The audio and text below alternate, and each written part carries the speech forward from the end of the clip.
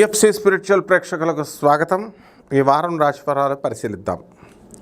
ఓం అరుణాం కరుణాతరంగితాక్షిం ధృతభాషాం కుశపుష్పబాణచాపామణిమాధిభిరావృతామయూకైః అహమిచ్చే వివిభావయే భవానీం. ఓం శ్రీ దుర్గామల్లీశ్వరాభ్యాం నమః.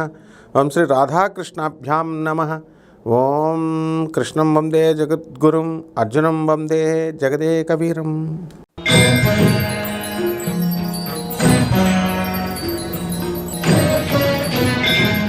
సింహరాశి.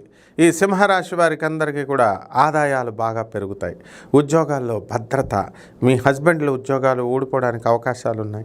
ఊడిపోయినప్పటికీ కూడా వాళ్ళు ఏం చేస్తారంటే లే ఆఫ్ ఇస్తున్నాము అని చెప్పి 5.5 నెలల జీతాలు మీకు పెరగడానికి అవకాశాలు ఉంటాయి. మీ పిల్లల ఆరోగ్య పరిస్థితి గురించి మీరు ఎంతో మదన పడుతూ ఉంటారు కదా. మీ పిల్లలకి ఆరోగ్యం బ్రహ్మాండంగా సెట్ అవ్వడానికి అవకాశాలు ఉంటాయి. మీ పిల్లల్ని ఎక్కడో మీ ఇంటి దగ్గర స్కూల్లో వేసుకోకుండా దూరంగా వేరే స్టేట్లలో వేరే ప్లేసుల్లో బాగా చదువు వస్తుందని వేస్తారు. అక్కడికి మళ్ళీ పేరెంట్స్ మీటింగ్కి భార్యాభర్తలు ఇద్దరు కలిసి వెళ్ళాలా. తిరుగుడు. కూతురు కొలంబియాలో, కొడుకు ఎక్కడో మరొక చోట.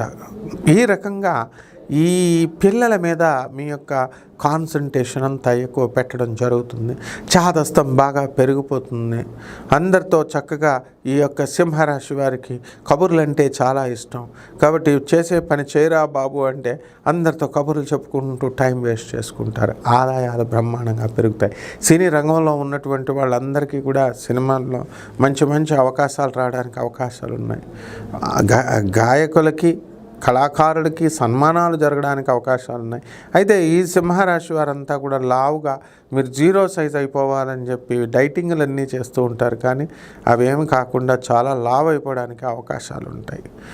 వివాహాలకి ఎన్నో కష్టాలు పడుతూ సంబంధాల కోసం తెగ తిరిగేస్తూ ఉంటారు. కానీ వాళ్ళంతా కూడా మీ దగ్గరికి వచ్చేస్తారనమాట. సరైనటువంటి సమయం ఆసన్నమైంది. ఇక ఈ police department, income tax department, commercial tax ఇటువంటి డిపార్ట్మెంట్స్లో ఉన్నటువంటి వాళ్ళందరికీ కూడా ప్రమోషన్స్ రావడానికి అవకాశాలు ఉన్నాయి. కొత్త బట్టలు, కొత్త బంగారాలు ఇవన్నీ కూడా మీరు వేసుకోవడానికి అవకాశాలు ఉన్నాయి. కొత్తగా సినిమాలకి వెళ్ళడానికి అవకాశాలు ఉంటాయి. అసలు ఏదైనా సరే కొత్త రిలీజ్ డే రోజునే చూసేయాలన్నమాట. సినిమా లేకపోతే కనుక ఆ రోజు తృప్తి ఉండదు మీకు. అలాగే దాన ధర్మాలలో మీరు అందవేసిన చెయ్యి.